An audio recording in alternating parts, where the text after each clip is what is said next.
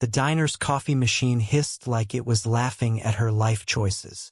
Maya Torres, 24, wiped her hands on her grease-stained apron, muttering about the guy in booth 17 who'd been nursing a single black coffee for an hour without tipping a dime. It wasn't just the cheapskate in the worn jacket that grated her nerves, it was everything. The fluorescent lights buzzing like dying flies, the sticky linoleum floor that grabbed her sneakers, and the fact that she was still here, slinging hash browns in a dead-end job while her dreams of art school gathered dust. Maya scanned the diner, her dark eyes narrowing at the man in booth 17. He was scribbling in a battered notebook, his clothes mismatched like he'd dressed in the dark.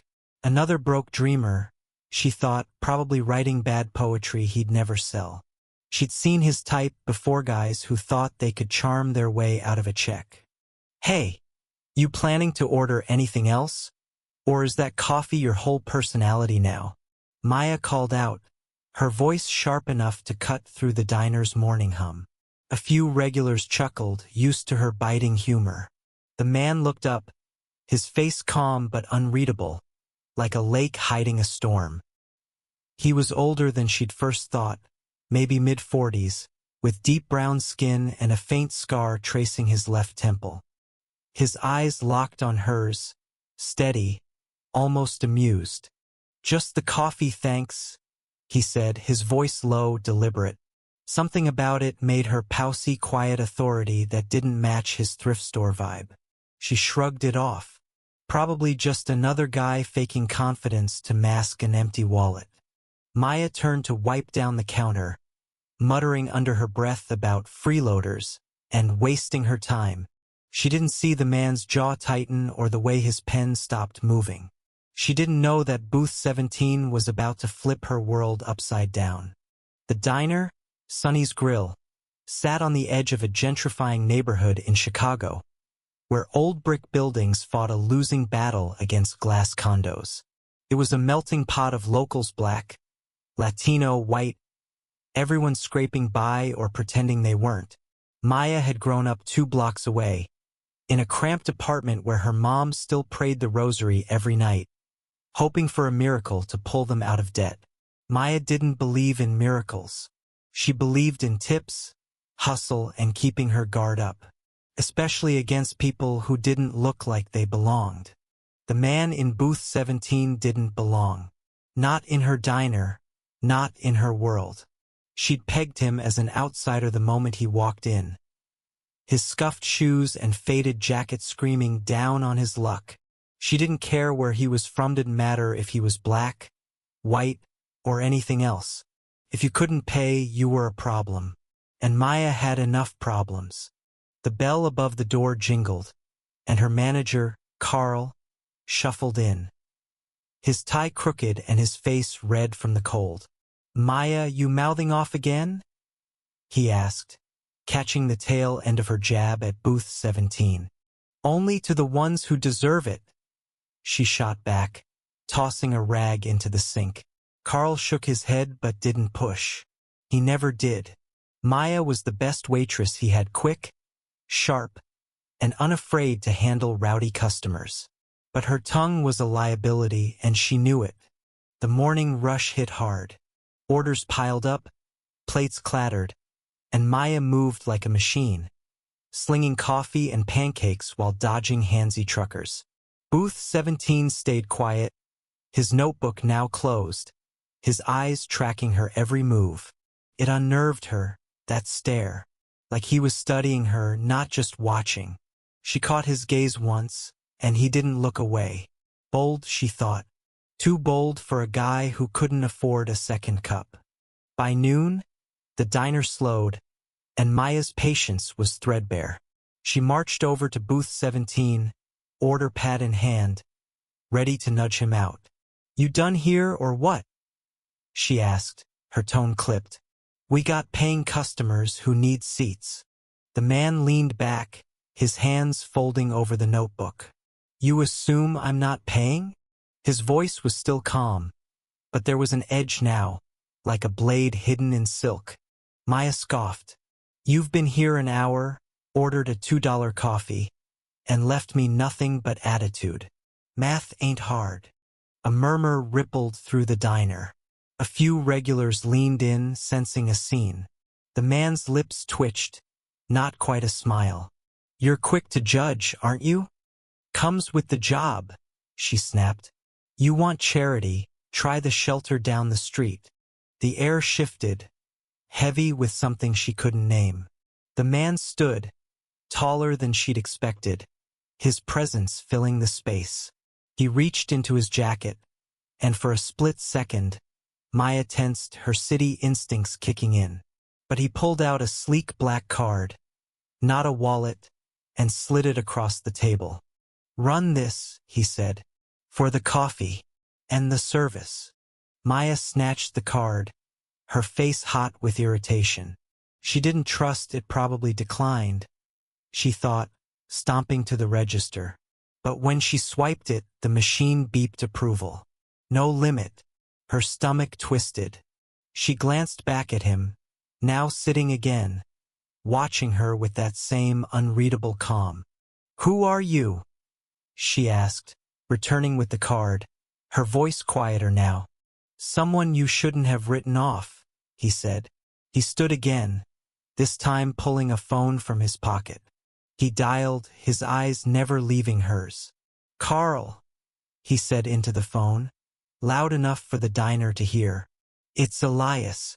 I'm at Sonny's. We need to talk about your staff." Maya froze. Carl, who'd been wiping down tables, nearly dropped his rag. "Elias?" he stammered, hurrying over. "Mr. Grant, I didn't know you were." "Save it." The Manelius cut him off. "This is Maya, right? The one you said runs the show." Carl nodded, his face paling. Maya's heart pounded. "Mr. Grant?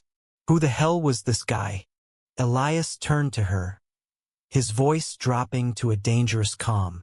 "Maya, you've got a mouth on you, and a habit of judging people by their clothes. Effective immediately, you're fired." The diner went silent. Maya's breath caught, her mind reeling. Fired? By some random guy she'd just roasted? "You can't fire me," she spat, her voice shaking. "You're nobody." Elias raised an eyebrow. "I'm Elias Grant, CEO of Grant Enterprises. I own this diner, and you just proved you're not fit to work in it." The words hit like a punch. Grant Enterprises, the company that owned half the businesses in the neighborhood, from the diner to the new condos swallowing the block. Maya's knees buckled, but she caught herself on the counter. The regulars were staring, some whispering, others gaping. Carl looked like he might faint. "You can't be serious," she said, her voice cracking. "I'm the best you've got." "You're the best at assumptions," Elias said. "You saw a black man in old clothes and decided I was a deadbeat. You didn't ask questions. You didn't listen. You judged. That's not service ethics, prejudice." The word stung worse than the firing. Prejudice? Maya wasn't prejudiced. She'd grown up in this neighborhood, surrounded by every kind of person. She didn't care about race, she cared about tips, about survival. But the way Elias said it, the way his eyes bore into her, made her question everything. "I didn't mean," she started, but he held up a hand. He turned to Carl. "She's on probation. 1 month. If she can't change, she's out for good." Then he walked out, leaving the diner in stunned silence. Maya stood there, her apron twisted in her fists, her world unraveling. She wasn't prejudiced, was she? She'd just been doing her job, reading the room like always. But Elias's words echoed, sharp and unrelenting. And the worst part? He wasn't wrong. The rest of the day passed in a blur. Maya worked mechanically, her usual fire gone. The regulars didn't joke with her anymore. They just watched like she was a bomb that might go off. Carl avoided her, muttering about keeping the peace. By closing time, Maya's anger had curdled into something else, shame. mixed with a stubborn need to prove Elias wrong. She didn't know it yet, but Booth 17 had set her on a collision course with her own biases, her past, and the man who just turned her life upside down. Elias Grant wasn't just a CEO. He was a mirror, forcing her to see herself clearly for the first time. And what she saw wasn't pretty. The next morning, Maya showed up early, her jaw set.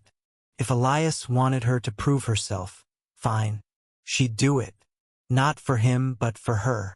She wasn't about to let some suit in a thrift store disguise take her down without a fight. But as she scrubbed the counter, her mind kept drifting to his words. Prejudice. The accusation clung to her like grease she couldn't wipe away. She started watching the customers more closely, not just their orders, but their stories. The old black woman who always tipped in quarters, saving up for her grandkids' school supplies. The Latino delivery guy who slipped her extra napkins because he knew she'd forget. The white hipster who tipped big but never looked her in the eye. She'd always seen them as transactions, not people. Maybe Elias had a point. A week into her probation, Elias came back. Same booth, same notebook, same calm that made her skin prickle. This time she didn't snap. She brought him a coffee, set it down gently, and said, "On the house. Welcome back." He looked up, surprised, then nodded. "Progress," he said, and went back to his notebook. Maya didn't know what he was writing, but she felt something bigger was at play. Elias wasn't just testing her. He was teaching her, and she wasn't sure she was ready for the lesson. Maya's probation was a tightrope, and every shift felt like a step over a chasm. She moved through Sonny's grill with a new awareness, her eyes catching details she'd once ignored, the way customers' faces softened when she remembered their orders, the quiet pride in their voices when they shared scraps of their lives. But Elias's accusations still burned. Prejudice. She wasn't that person. She couldn't be. Growing up in a neighborhood where everyone was scraping by, she'd learned to read people: fast clothes, posture, the way they tipped. It wasn't about race. It was survival. Or so she told herself. Elias didn't return for days, but his presence lingered like a shadow. Maya found herself second-guessing every interaction. Was she too quick to snap at the guy who fumbled his change? Did she linger longer at tables with better-dressed customers? The questions gnawed at her, unraveling the confidence she'd built over years of waitressing. She hated Elias for hated how he'd cracked open her world with a single word. One slow afternoon, she overheard two regulars, an older black couple at the counter, talking about Grant Enterprises. "He's changing things," the woman said, her voice low, "buying up properties but keeping rents fair. Not like those other suits." Her husband nodded, sipping his coffee. "Elias Grant's one of us. Remembers where he came from." Maya's sponge paused mid-swipe. Elias, one of them? The CEO who'd humiliated her in front of the whole diner? She wanted to laugh, but the couple's words stuck, like a splinter she couldn't pull out. She didn't know Elias's story, but she was starting to realize he wasn't just some rich guy playing dress-up. He'd seen something in her potential, he'd said, and that scared her more than the threat of losing her job. The next day, Elias was back in booth 17, notebook open, pen moving. Maya steeled herself and approached, her heart thudding. "Coffee?" she asked, her voice steady but not sharp. He looked up, his scar catching the light. "Please," he said, and for the first time, she noticed a faint warmth in his tone. She poured, careful not to spill, and lingered a moment. "What are you always writing?" she asked, surprising herself. Elias's pen stopped. He studied her like he was deciding whether to answer. "Plans," he said finally. "For this place.